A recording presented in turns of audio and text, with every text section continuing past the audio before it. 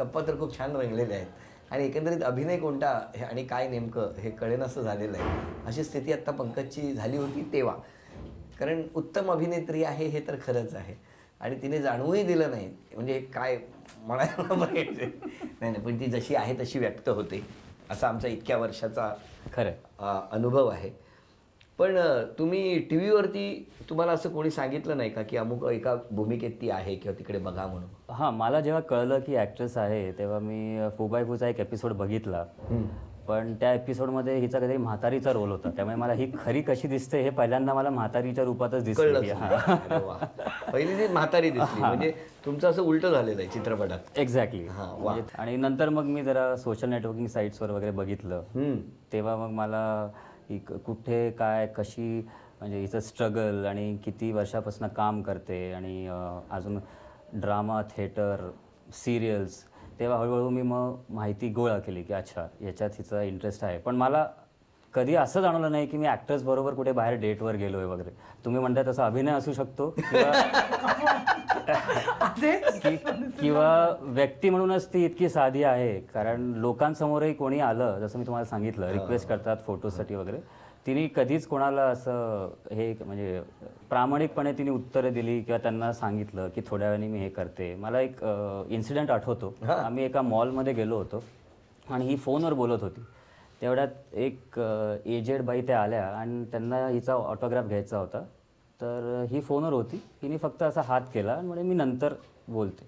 हिने फोन संपवला, आमचं शॉपिंग झाली आणि आठवणी परत त्यांच्याकडे गेली बोलायला. म्हणजे त्याच्यावरनं कळतं की ही जी काही आहे अभिनय नव्हता पण खरी नाही नाही, ती तशी तिथे अभिनय करतच नाही ती. फक्त ती आज खूप टेन्शनमध्ये असू शकते. कारण मी ते काही तिला विचारेन तर असं झालं ना तिला. बरं, ती आम्हाला एवढी गुणी बाळ असल्यामुळे आम्हाला इतकं ते माहिती आहे. पण खरं सांगतो की खूप चांगली आमची मैत्रीण आणि खूप खरेपणानं वागणारी आहे. करेक्ट. आणि त्याच्यामुळे तुम्ही खूप भाग्यवान असं आहात असं मी म्हणेन या निमित्ताने. नाही आहेत, मला जाणवलं ते गेल्या 4 महिन्यात जाणवलं मला. हो, आणि फक्त तुम्ही आता आणखी बारीक होऊ नका. कारण ती स्वतःचं डाएट करेल आणि जर तुम्हाला देईल तर मग आणखी 5 वर्षांनी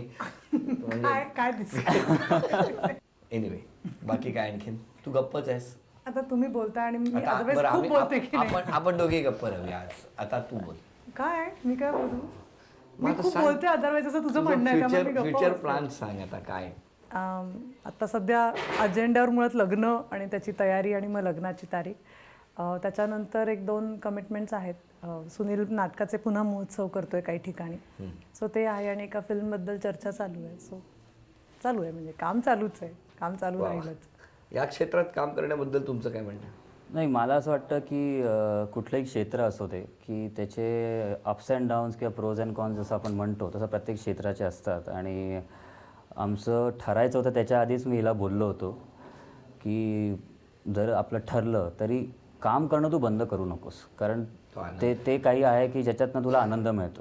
मग ते, आणि मला हेही माहिती होतं की पैशासाठी कधी हिने जे काही मी हिचे रोल्स बघितले होते तर ते ॲक्टिंगकडे जास्त होते आणि स्टारडमकडे कमी होते, असे ते सगळे रोल्स होते.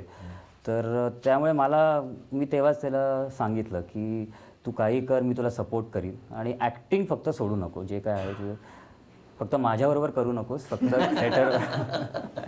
नाही नाही, ती ॲक्टिंग सोडणार नाही. तुम्हाला सुपारी आवडते की नाही? नाही, मला संदर्भ कळला नाही. कोणाच्या डोक्यात आहे?